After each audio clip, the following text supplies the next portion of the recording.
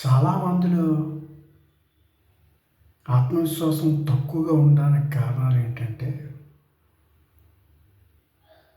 అవతల వాళ్ళు ఏమనుకుంటారో ప్లీజింగ్ మెంటాలిటీతో ఉంటారు. వాళ్ళు ఏమనుకుంటున్నారో వాళ్ళు ఫీల్ అయిపోతారేమో, వాళ్ళ కోపం వస్తుందేమో, మనం అంటే వాళ్ళకి ఇష్టం ఉండదేమో, వాళ్ళతో స్నేహం పోతుందేమో అనే ఫీలింగ్తో ఉంటారు. వాళ్ళకి ఆత్మవిశ్వాసం లేనంటే. రెండోది లక్షణం పోస్ట్ పోన్ చేస్తూ ఉంటారు. ప్రతిదాన్ని పోస్ట్ పోన్ చేస్తూ ఉంటారు. ఏం చేద్దంటే వాళ్ళకి ఒక కాంప్లెక్స్, మనం పెర్ఫెక్షన్గా చేయలేమేమో అనే కాన్ఫిడెన్స్ లేకపోవడం వల్ల ప్రతిదీ పోస్ట్ పోన్ చేస్తూ ఉంటారు. అది కూడా సెల్ఫ్ కాన్ఫిడెన్స్ లేకపోవడానికి కారణం. మూడవది ఏంటంటే కంపారిజన్. ఇతరులతో కంపేర్ చేసుకుంటూ ఉంటారు. ప్రతిదానికి చేసుకుంటుంటే దానివల్ల ఏమవుతుంది, మనలో అంత సామర్థ్యం లేదేమో, మనం ఈ పని చేస్తే ఫెయిల్యూర్ అయిపోతామేమో అని వాయిదాల మీద వాయిదాలు వేస్తూ ఉంటారు. తర్వాత చేయొచ్చులే అని. అలా వాయిదా వేసే వాళ్ళందరికీ కూడా సెల్ఫ్ కాన్ఫిడెన్స్ తక్కువ ఉన్నట్టే లెక్క. అలాగే సోషల్ ఇంటరాక్షన్ ఉండదు కొంతమందిలో. సోషల్ ఇంటరాక్షన్, నలుగురిలోనూ కలవడం, నలుగురు కలిస్తే వెళ్ళకపోవడం, ఏదైనా ఫంక్షన్ జరిగితే కుటుంబ సభ్యులంతా వెళ్ళినా సరే వీళ్ళు వెళ్ళకపోవడం,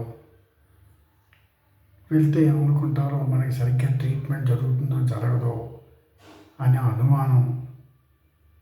ఈ రకంగా నలుగురితోనూ కలవలేని వ్యక్తులు ఉంటారు చూసారా, వాళ్ళకు కూడా సెల్ఫ్ కాన్ఫిడెన్స్ లేదన్నమాట. It is very clear.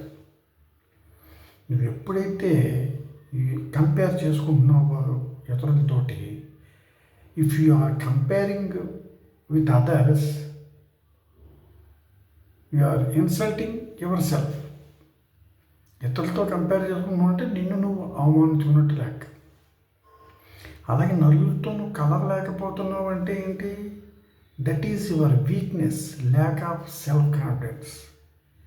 అంచేత వీటి మీద ఫోకస్ చేసి ఇప్పుడు నేను చెప్పిన ఈ 4 లక్షణాలనే కనుక ఇంప్రూవ్ చేసుకుంటే, అందరితో నువ్వు కలవగలిగితే, ఎవరు విమర్శించినా, కొంతమంది ఏదైనా చిన్న విమర్శ చేసినా తట్టుకోలేరు.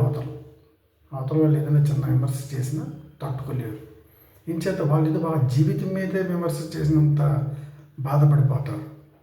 వాళ్ళు విమర్శ చేసింది నీ జీవితం మీద కాదు, నువ్వు చేసిన పని మీద, నువ్వు అన్న మాట మీద, నీ ప్రవర్తన మీద విమర్శించారు కానీ నీ జీవితం మీద కాదు అని గుర్తుపెట్టుకోవాలి.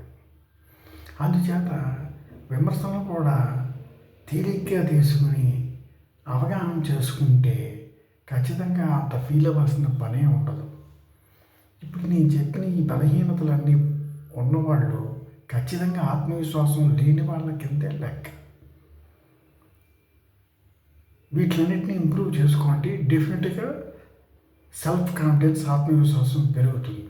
Best of luck.